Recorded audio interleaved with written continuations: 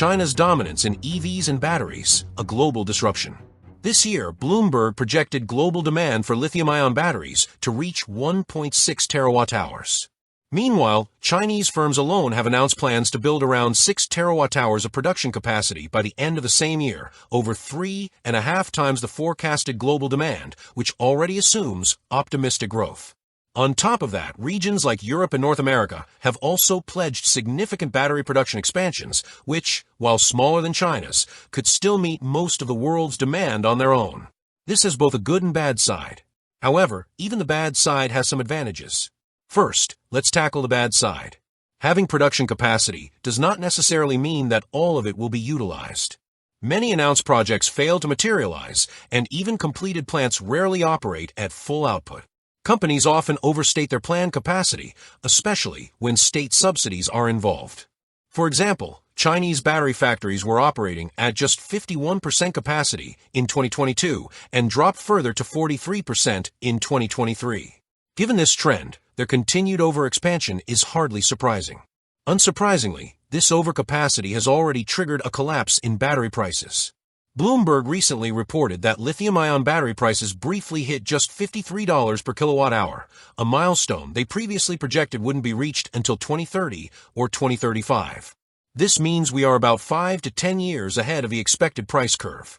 Since batteries account for 20% to 40% of an electric vehicle's EV total cost, the resulting price drops for EVs have already begun. While electric cars still cost more than combustion engine vehicles in Western markets, China reached price parity as early as 2022, even before factoring in government subsidies. Prices have only fallen further since, with affordable EV models now costing as little as $10,000 to $20,000 and high-quality mid-range options like the Xiaomi SU7 starting at under $30,000. The effects of this shift are already visible in China. Cities are seeing a massive surge in EV adoption.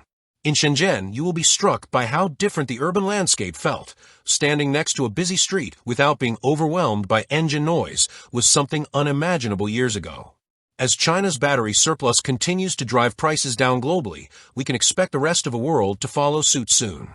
In Germany, for instance, Volkswagen recently started leasing the electric ID.3 for just €249 per month, significantly cheaper than the €400 monthly cost of an equivalent gasoline-powered Golf. This trend is clear, and if allowed into Western markets, Chinese EVs could already undercut traditional combustion engine cars in price. How did China become the global leader in EVs and batteries? China's dominance in the EV and battery industries didn't happen overnight. It was the result of a long-term strategic vision.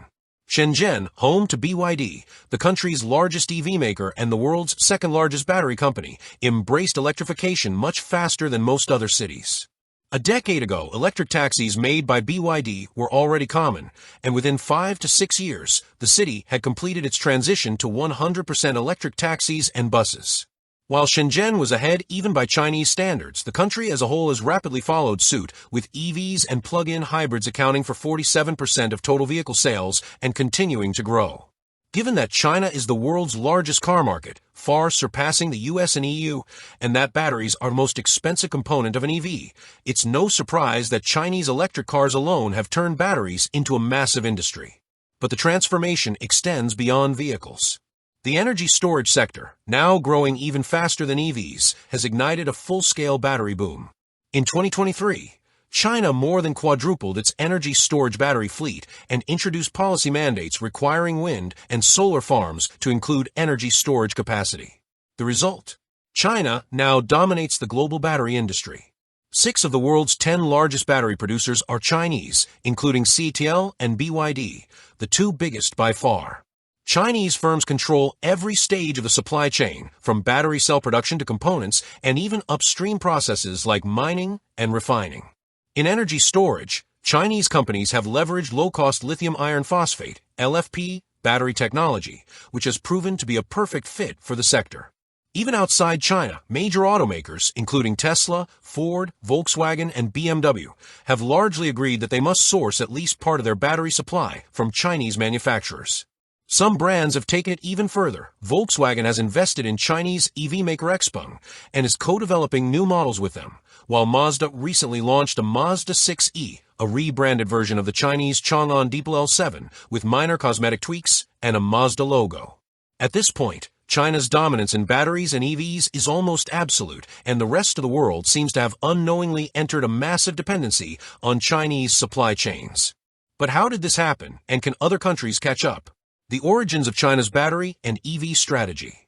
China's journey to battery and EV leadership began in 2000, 3 years before Tesla was founded, and nearly a decade before the first modern EVs appeared in Western markets. A key figure in this story is Wan Gong, a former Audi researcher who proposed to the Chinese government that they should embrace clean energy vehicles as a way to leapfrog traditional automotive leaders.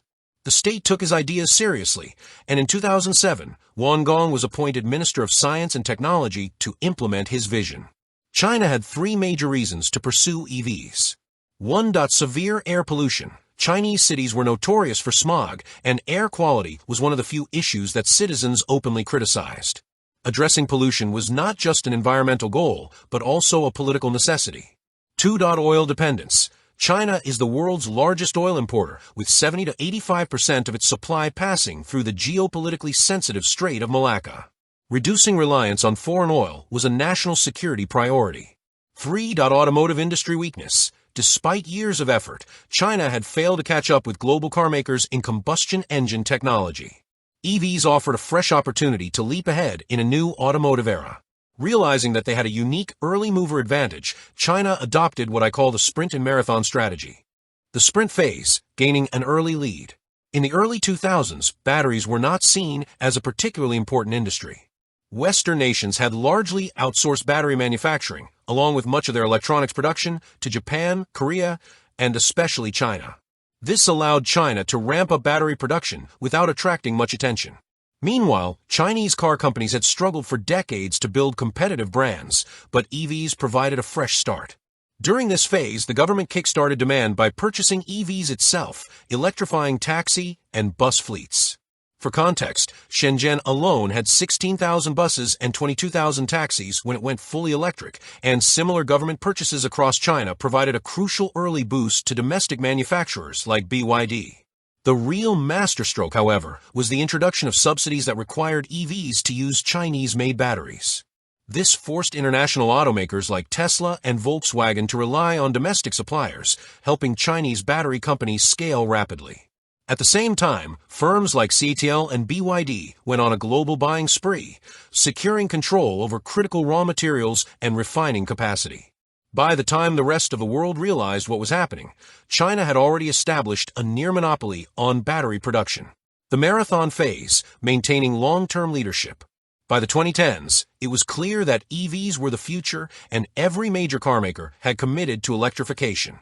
However, China's structural advantages, predictable government support, intense domestic competition, and an ecosystem of battery suppliers allowed it to outmaneuver Western automakers who were slower to adapt.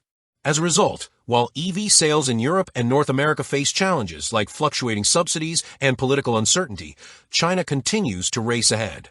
The country's battery overcapacity is now driving prices down worldwide, putting immense pressure on legacy automakers. With Chinese EVs now dominating markets like Thailand and expanding into South America, the question is no longer whether China will lead the EV revolution, but rather whether the rest of the world can catch up, or even if they should try. Given that China is already so far ahead of everyone. If you enjoyed the video, don't forget to like, subscribe, and share. Thank you for watching.